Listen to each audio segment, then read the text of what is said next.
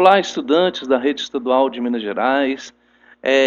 Eu sou o professor Patrick Rocha, esse é o meu canal. Vou pedir a gentileza de você curtir, você compartilhar esse canal, que é um canal dedicado à educação. Nós estamos trabalhando aí novamente os planos de estudos tutorados nesse ano de 2021, que continua remoto, tá ok? Para você, estudante, um grande abraço e persistência e força de vontade, tá ok? Isso que eu desejo para vocês nesse ano letivo que começa. Então vamos lá, nós estamos aí na série do segundo ano do ensino médio, tá ok? O volume é o volume 1, o ano 2021, a disciplina é filosofia e eu sou o professor Patrick Rocha, tá ok? Esse é o plano de estudo tutorado, olha lá, componente curricular filosofia, do jeito que está a apostila de que vocês recebem. Semana 1, então, nós vamos trabalhar a semana 1, eixo temático, teoria do conhecimento, tá ok? A filosofia na sua vida. Olá, estudante. Nós vamos, então, fazer a leitura do texto e os comentários necessários, tá bom?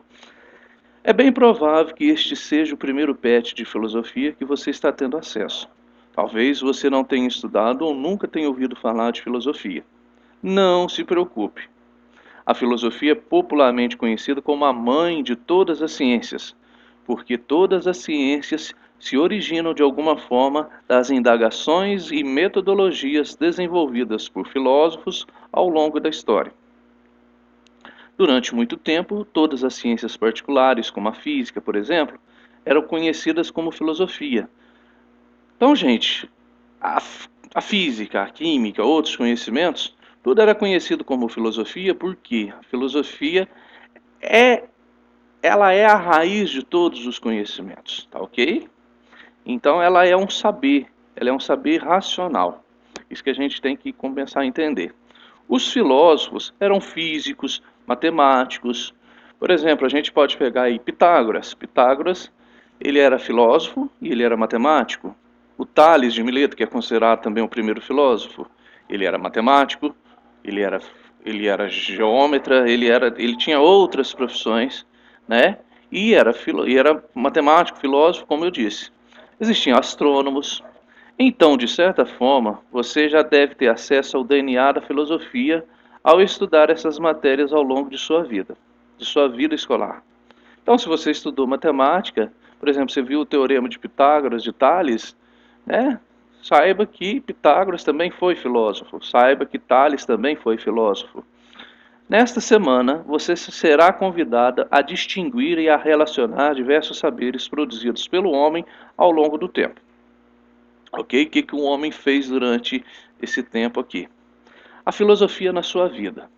Talvez você não se lembre, mas quando criança é bastante provável que você indagasse aos seus pais sobre o porquê das coisas. Por que o céu é azul? Por que a cadeira se chama cadeira? Por que saem lágrimas dos olhos quando alguém chora? Não sei quais foram as perguntas que você fez.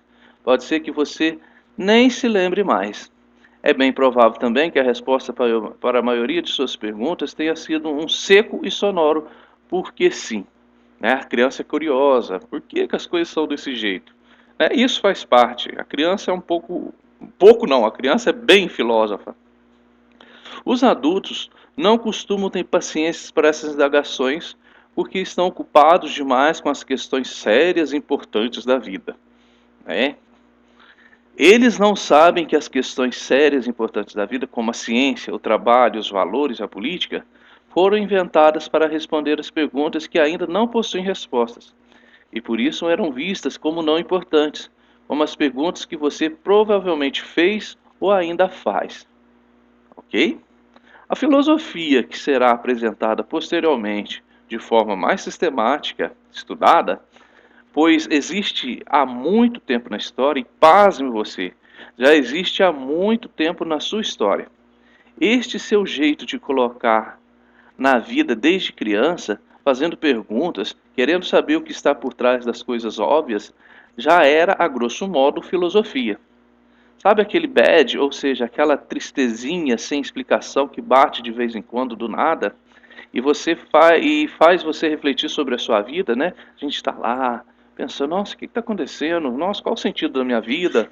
O que está acontecendo comigo? Por que as coisas são desse jeito? Por que não são daquele jeito?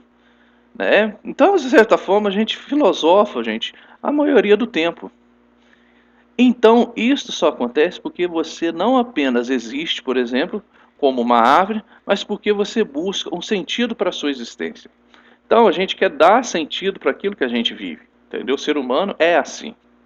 E isso também é, de certa forma, filosofia. Quando a gente busca dar sentido para as coisas, você também está praticando a filosofia. Talvez você esteja se perguntando neste momento: se eu já questiono, faço perguntas, tenho crises existenciais e, portanto, faço filosofia, para que estudar uma coisa que eu já sei fazer? Para que estudar filosofia? Para quê? Aqui está o pulo do gato. Este é o segredo que torna a filosofia algo peculiar e necessário.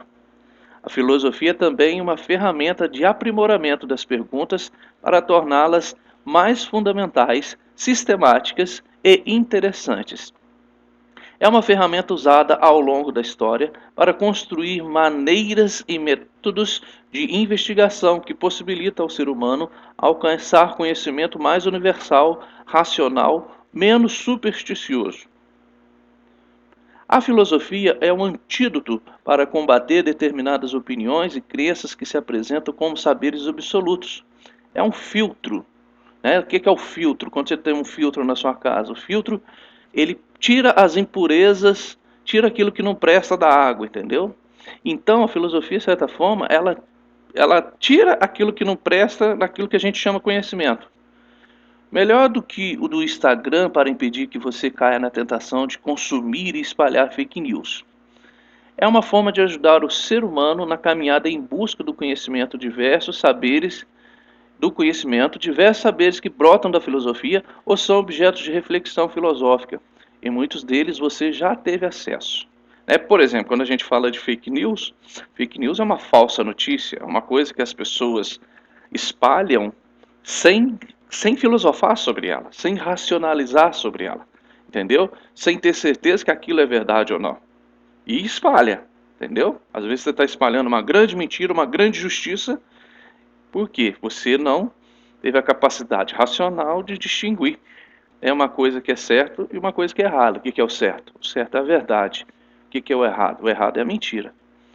Recapitulando, então. O conhecimento foi uma ferramenta criada pela humanidade ao longo da história. Enquanto ferramenta, ela pode ser usada de várias formas e possui vários modelos. Não existe apenas uma forma de conhecimento. Vamos caracterizar alguns tipos. Então, existem diversos tipos de conhecimentos, Aí a gente vai falar aqui do conhecimento do saber religioso, saber científico, o saber espontâneo ou senso comum. Então, vamos lá do saber religioso. O saber religioso, em linhas bastante gerais, oferece um fundamento sobrenatural para explicar e dar sentido ao mundo natural, ao mundo físico que vivemos. As pessoas que aderem a este tipo de saber pressupõem a existência de uma plataforma transcendente, como, por exemplo, divindades, espíritos, projeto de salvação, de forma espontânea, sem a necessidade de evidências empiricamente testáveis. O que é empiricamente testáveis? É tipo assim, a pessoa crê porque tem fé, entendeu? Ela não precisa buscar uma prova material para saber que Deus existe, entendeu?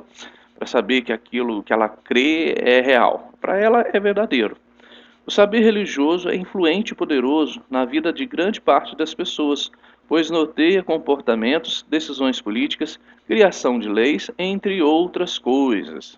Ok? Então, saber religioso é um saber aí que muitas pessoas têm. Saber científico. Ciência é uma palavra que vem do latim scientia, que em português significa conhecimento. Trata-se de uma ferramenta criada pelo ser humano para produzir um tipo de conhecimento sistemático e seguro, através de uma metodologia específica acerca dos fenômenos do mundo. Em tempo de pandemia, é a este tipo de conhecimento que a humanidade recorre para buscar controlar determinado vírus e produzir formas de combatê-lo, por exemplo. Então, gente, agora que a gente pensa assim, esse tempo de pandemia, o que a gente mais rezou, torceu, mesmo sendo religioso?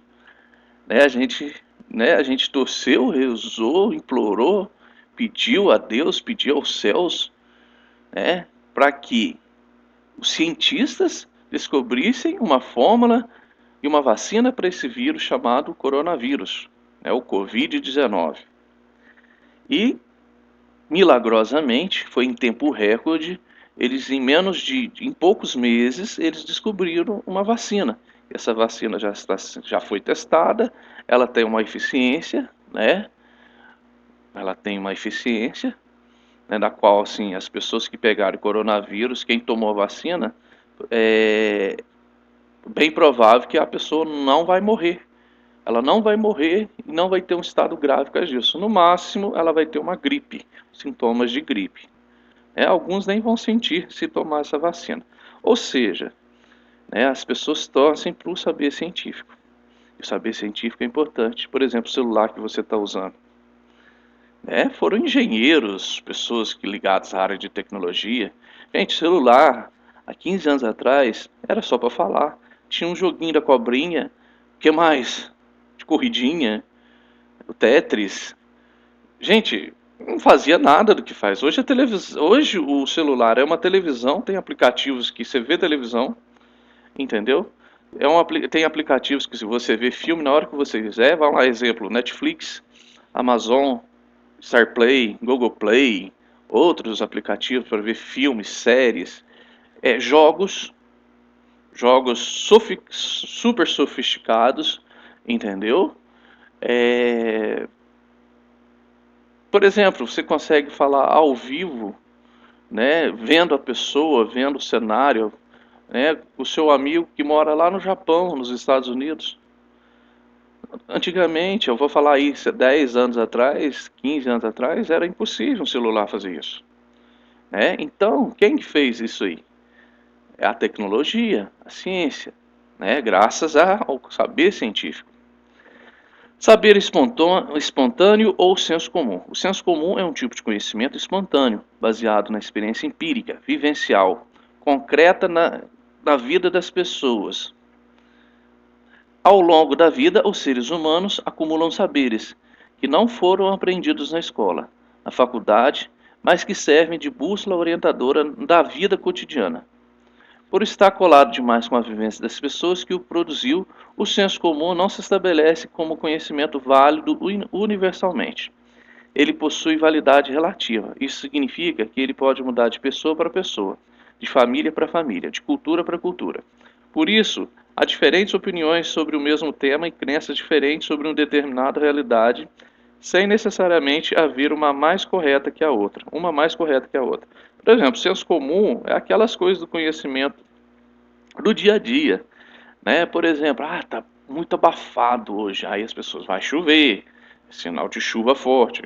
E geralmente acontece, como também pode não acontecer, entendeu? Por isso que ele não é exato, né? Por exemplo, existe um conhecimento aí de que a forma da barriga da mulher dá para ver o sexo da criança. Por exemplo,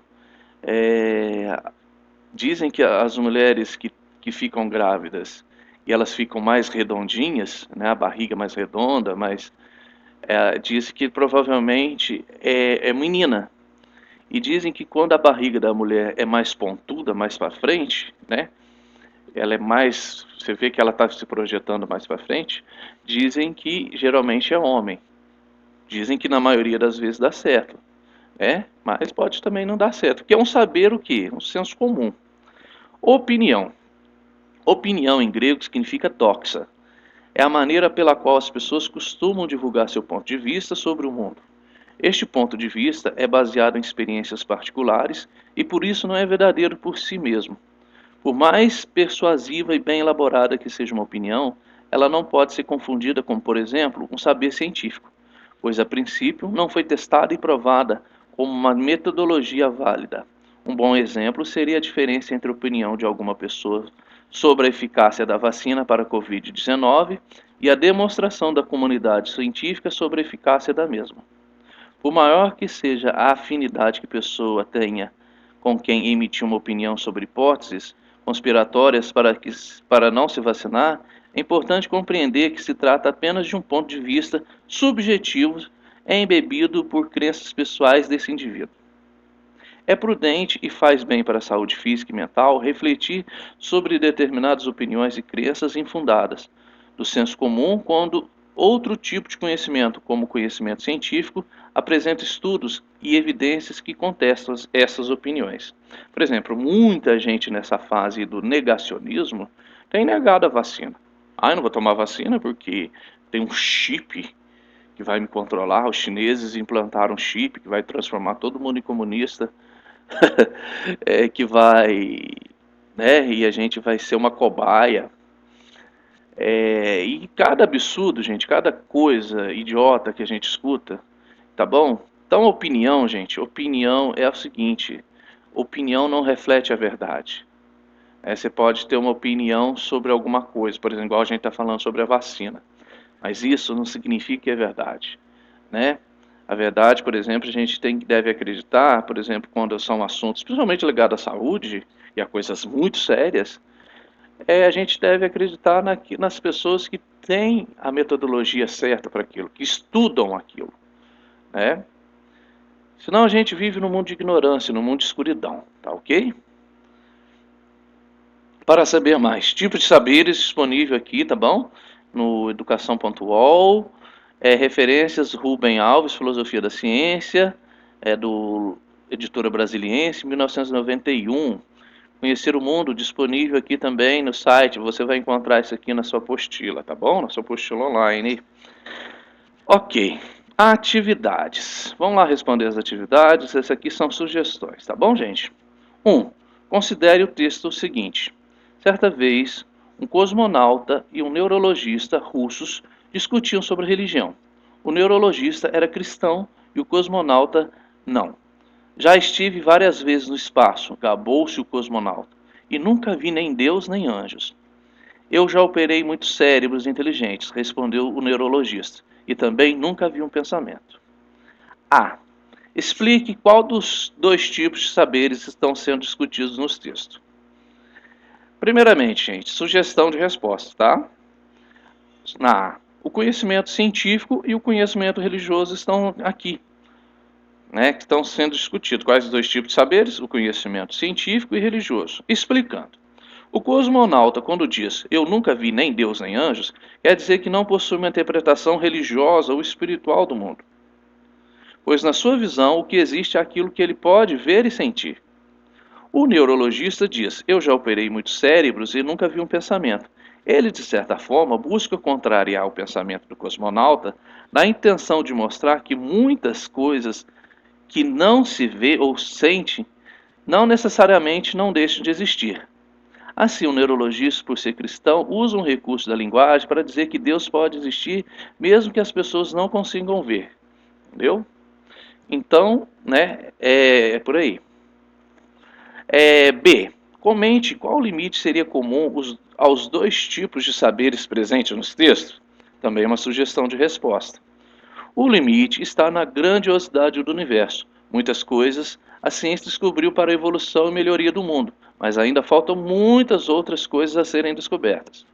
As religiões buscam responder filosófica e teologicamente sobre os muitos acontecimentos, mas também possuem o poder de responder a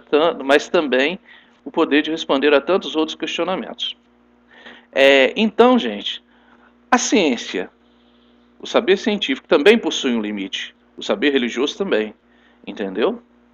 Esse é o limite. O limite é que chega em determinado momento que as coisas ficam sem respostas, né? 2. Fake news são notícias falsas publicadas por veículos de comunicação como se fossem informações reais. Esse tipo de texto, em sua maior parte, é feito e divulgado com o objetivo de legitimar um ponto de vista ou prejudicar uma pessoa ou grupo, geralmente figuras públicas. A fake news tem um grande poder viral, isto é, espalham-se rapidamente. As informações falsas apelam para o emocional do leitor, espectador, fazendo com que as pessoas consumam material noticioso sem confirmar se é verdade seu conteúdo. A.